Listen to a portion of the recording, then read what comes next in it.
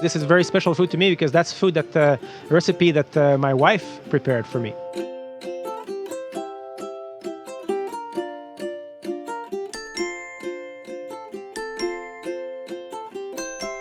Véronique was able to go to a special laboratory to make a family dish, which was dehydrated and then sent up to space for me. This is the meal that I share with my friends on special occasions.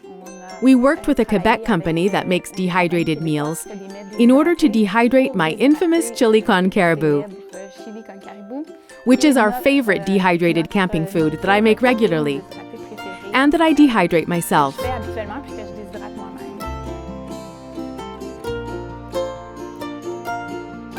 Okay, the moment of truth. Perfectly rehydrated. Here, we don't worry about dishes. Cut the package with scissors. Texture is good. Smells great. Just like at home.